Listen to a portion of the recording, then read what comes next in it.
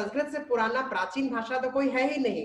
हमारे साथ यहाँ पे आज संस्कृत की जो शिक्षिका है पौलमी मैम, वो हमारे साथ यहाँ मौजूद है। तो हम चाहेंगे हम उनसे इस विचार में वो अपना पक्ष रखे, अपनी बातों को रखे कि संस्कृत जो भाषा है वो कितनी प्राचीन भाषा है, और हिंदी जो भाषा है और हिंदी को जो राष्ट्र भाषा बनाने का जो विवाद यहाँ चल रहा है, इस पर उनका क्या विचार है।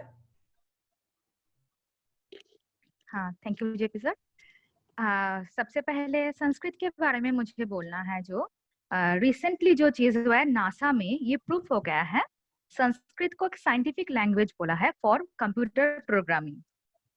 और जर्मनी में भी बहुत चर्चा हो रहा है संस्कृत का। तो कहीं हम लोगों के इंडिया में इसका चर्चा बहुत कम हो रहा है, तो कहीं ऐसा दिन ना आ जाए कि विदेश में सबको सभी लोगों को संस्कृत आए बट इंडियन लोग संस्कृत ना बोल पाए, क्योंकि ये ओरिजिनेटेड है इंडिया से संस्कृत लैंग्वेज। और मैं इसलिए बोल रहा हूँ संस्कृत को थोड़ा सा हम लोगों को चर्चा करना है। और रही बात हिंदी को राष्ट्रभाषा बनाने के लिए, मैं इसके पक्ष में नहीं हूँ, विपक्ष में ही हूँ देखा जाए तो।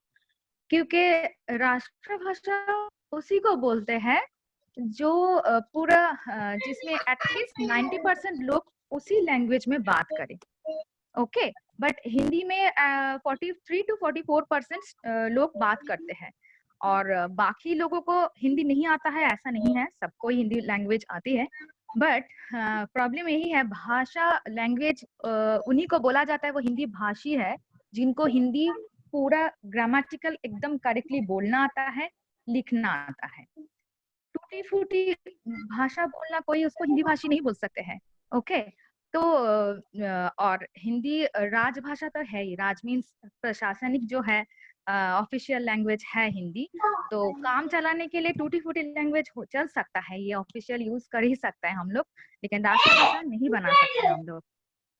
अच्छा पौलमी मैम, हम आपसे ये जानना चाहेंगे कि हम लोग राष्ट्रभाषा बनाने का एक कारण ये भी बता रहे थे कि हम लोग भाषा के रूप में हिंदी को पढ़ते हैं, और को हिंदी के रूप में पढ़ते हैं, तो संस्कृत जो आपको नहीं लगता है कि आज का समय में संस्कृत अधिक सर आपका वॉइस ब्रेक कर रहा है, और एक बार बोलिए प्लीज। हम ये कहना चाहते हैं कि हम हिंदी को राष्ट्रभाषा बनाने के पक्ष में इसलिए भी है क्योंकि आपको नहीं लगता है कि संस्कृत जो है केवल पूजा पाठ तक सीमित है। आज के जमाने में संस्कृत जो है वो पूजा पाठ तक सीमित है, और उसके अलावा बच्चे संस्कृत नहीं पढ़ना चाहते हैं। आज का मॉडर्न जो बच्चे हैं, जो अभी के सिनारियो के, अभी के वातावरण के, वो संस्कृत से हटते जा रहे हैं। हाँ, एक्चुअली संस्कृत सिर्फ पूजा पाठ तक सीमित नहीं है, ये लोगों में प्रचार होगा ये बात। मैं बोलना चाहूंगा जैसा कि जेपी सर ने कहा, आप केरल के किसी एक गांव है, मेरे को ध्यान नहीं आ रहा, आप एक शॉप है वहाँ, हाँ कर्नाटका में एक शॉप है, और बहुत सारे ऐसे शॉप है जहाँ सारे एम्प्लॉय आपको संस्कृत स्पीकिंग मिलेंगे। ठीक है, अगर आपको ये नहीं होता है तो मेरे पास रिकॉर्डिंग भी है, मैं आपको सेंड कर दूंगा। तो ऐसा नहीं है जेपी सर कि सिर्फ संस्कृत को आप दानिश सर बोले हैं, लेकिन वो एक सीमित जगह के बाद बोले। हाँ, ये सीमित है, सीमित तो है, लेकिन ये कहना गलत होगा कि संस्कृत पूजा पाठ तक सीमित नहीं है, के लिए सीमित कर दिया गया है, वो गलत होगा। क्योंकि जिसको अपनी भाषा का रिस्पेक्ट है वो खुद ब खुद ही बढ़ावा देता है, उसको किसी की जरूरत नहीं होती है। ठीक है, अगर वो भाषा को अपने बढ़ाना चाहता है या रिस्पेक्ट, यही तो हो रहा है। इसी कारण तो संस्कृत हिंदी भाषा को राष्ट्रभाषा घोषित नहीं किया जाता है। आज के जो पेरेंट्स है वो ये चाहते हैं कि अगर स्कूल में संस्कृत के जगह फ्रेंच अगर पढ़ाया जा रहा है, जैसे हमारे जीडी गोइंका में भी है, बहुत सारे स्कूल में है, तो बच्चे फ्रेंच सब्जेक्ट ले, संस्कृत नहीं। बहुत सारे पेरेंट्स ये चाहते हैं बच्चे नया कुछ सीखे, संस्कृत बहुत सारे पेरेंट्स नहीं चाहते कि संस्कृत फ्रेंच उसके जगह पढ़े तो ज्यादा अच्छा हो। क्योंकि वो उसका एकमात्र ये कारण भी हो सकता है कि उसको कभी बढ़ावा नहीं दिया गया है। हाँ, जैसा कि फ्रेंच, जर्मन, स्पेनिश, ये सब चीजों को बढ़ावा दे दिया गया। अगर फ्रेंच के जगह संस्कृत को हम लोग कोशिश करते हैं, कंपेन करते हैं, बढ़ावा देते, तो शायद कहीं ना कहीं, और उसका उपयोग साबित करते हैं कि संस्कृत का भी उपयोग है, तो कहीं ना कहीं इच्छुक होते हैं बच्चे इसको सीखने के लिए। लेकिन फ्रेंच को अपने आप को और बच्चे फ्रेंच और जर्मन जो सीखना चाहते हैं वो उनको लगता है कि वो मॉडर्न जमाने का एक पार्ट है, ठीक है। तो ऐसा नहीं है कि फ्रेंच, हाँ ठीक है। सर वही मैं बोलना चाहती हूँ, कोई भी लैंग्वेज जब हम लोग सीखते हैं तो उसका महत्व हम लोग को पता है, क्योंकि हिंदी को सीखना ही है कम्युनिकेट करने के लिए। इंग्लिश सबको पता है कि सीखना पड़ेगा कम्युनिकेट करने के लिए। वही संस्कृत को भी क्यों सीखना है, सबको पहले ये सिखाना है। फर्स्ट क्या है संस्कृत में, अभी देखेंगे एक बात बहुत पॉपुलर हो गया, एक चीज म्यूजिक थेरेपी। म्यूजिक थेरेपी में जो म्यूजिक का जो मंत्र बोला जाता है, मैक्सिमम वो वेद से लिया हुआ है, साम वेदा से। ओके, सिर्फ वही नहीं, ऋग वेदा में ऐसा ऐसा मंत्र है जिसको पढ़ने से आपका अभी बहुत एक्साइटेड हो गया, किसी रीजन से आप बहुत दुखी हो गए हैं, तो वो सारा कुछ मंत्र आप जब पढ़ेंगे आप खुद ही देखेंगे कैसा अपना माइंड को आप कंट्रोल में लेके आ पा रहा है। तो ये सब चीज है इस मंत्र का, सिर्फ पूजा के लिए काम में ही नहीं है, और भी बहुत कुछ है संस्कृत का। जैसे पौलमी मैम इस हेलो, तो पौलमी मैम इसमें भी फिर बच्चे ये समझेंगे कि उसका एक खास महत्व नहीं है, जब हम फील सेट करेंगे तो ये मंत्र याद रखना मेरे को, ये सोचेंगे बच्चे, ठीक है ना। जैसे कि मेरे अरबी में भी ऐसा ही होता है, अरबिक लैंग्वेज में भी इस तरह से होता है कि बहुत सारे बच्चे ये मंत्र याद कर लें, वो याद कर लें, लेकिन उससे इन्फ्लुएंस नहीं हो जाता, उससे बच्चे प्रेरित नहीं होते कि हमको सीखना है, ठीक है ना। वो चाहते हैं कि इससे ये सॉल्यूशन है, तो ये एक मेडिसिन है, तो इसे सिर्फ याद कर ले पर्टिकुलर, तो उसमें लैंग्वेज लर्निंग का कोई मुद्दा नहीं रह जाता। और भी बताती हूँ पॉइंट्स। जैसे कुछ कुछ बुक्स है, हम लोगों का तो सीमित नहीं है ना स्कूल लेवल तक जिंदगी, उसके बाद भी कुछ है जैसे, और उसमें कुछ कुछ हम लोग का महाकाव्य है, महाभारत, रामायण, और स्पेशली महाभारत और श्रीमद् भगवत गीता।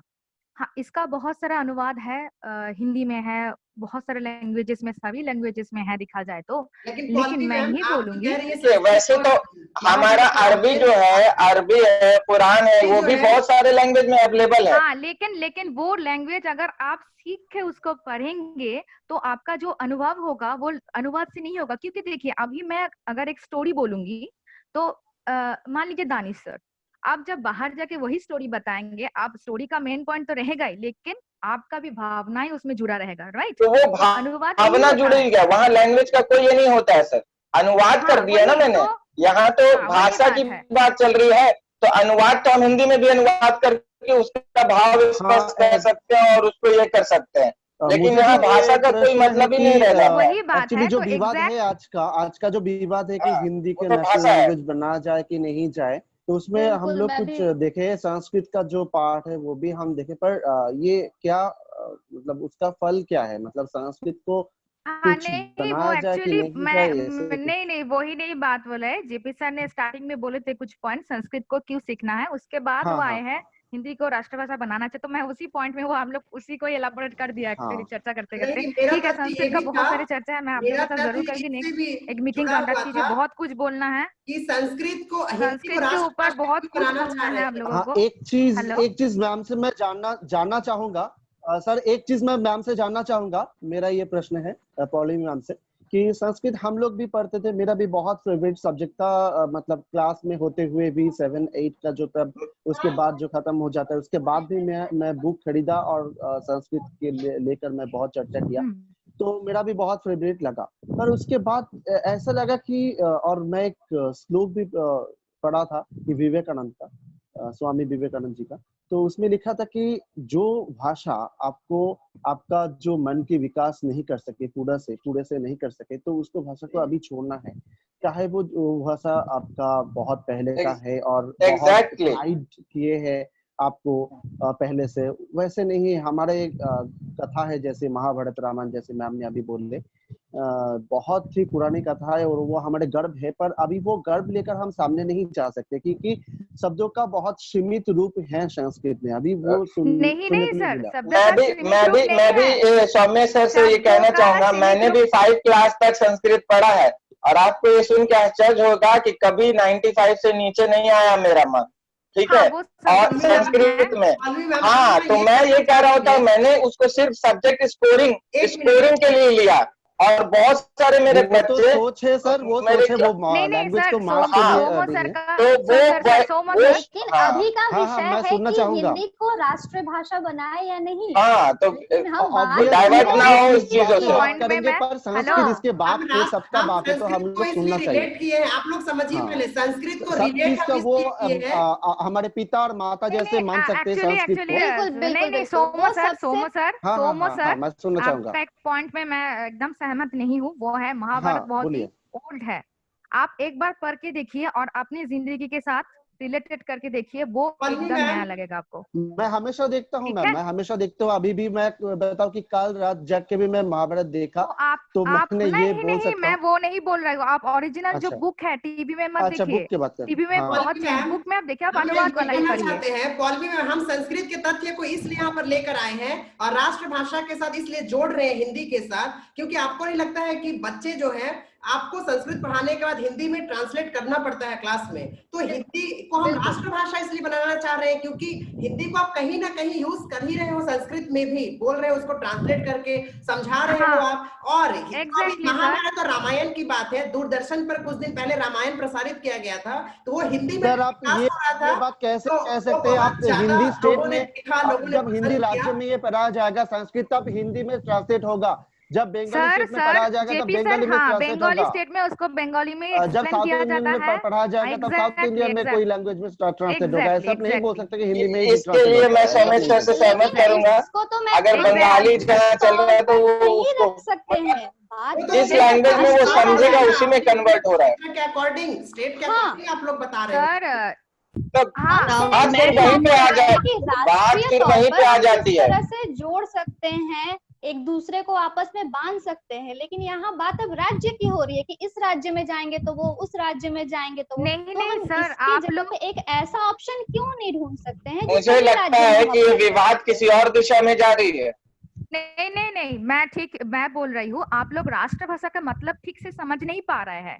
राष्ट्रभाषा का मतलब होता है जहाँ पे एटलीस्ट 90% लोग उस भाषा में बात करे। बात करना मतलब कंटिन्यूअस बोले, घर में भी बोले वो हिंदी बात। तो मैम हिंदी तो हम लोग भी बोल सकते हैं टूटी फूटी ना, जब तक हम उसे घोषित ही नहीं करेंगे, दूसरे को मौका ही नहीं देंगे बोलने का, जब तक एक रूल नहीं बनेगा संविधान में। अच्छा, मैं दीक्षा मैम सर जेपी सर से एक क्वेश्चन पूछना चाहूंगी कि मान लीजिए ये नेशनल लैंग्वेज हो जाएगा जी, मान लीजिए, जो कि अभी ऑफिशियल लैंग्वेज है, नेशनल लैंग्वेज अगर हो जाए तो फिर बच्चों को फोर्सफुली ये पढ़ाना पड़ेगा। मैं फोर्सफुली इसीलिए बोल रही हूँ क्योंकि एक मिनट मुझे लेट मी फिनिश प्लीज। मैं इसीलिए बोल रही हूँ फोर्सफुली क्योंकि बच्चे ऑलरेडी 3 लैंग्वेज सीख रहे हैं। मदर लैंग्वेज जो है, मदर टंग जो है वो सीख रहे हैं। दूसरा उनका साउथ इंडिया में जाएंगे तो संस्कृत होगा या फिर एक और रीजनल लैंग्वेज होगा, और तीसरा है इंग्लिश जो ऑफिशियल लैंग्वेज है और ग्लोबल लैंग्वेज है। ऐसे सिचुएशन में हम सभी यहाँ पे टीचर्स हैं, आपको भी पता होगा 3 लैंग्वेज फॉर्मूला जो है इंडिया का, जो कि 1960 से चल रहा है। तो 4th लैंग्वेज फॉर्मूला अगर हम लोग रखेंगे 4th लैंग्वेज, तो वो 4th लैंग्वेज फिर हिंदी होना चाहिए।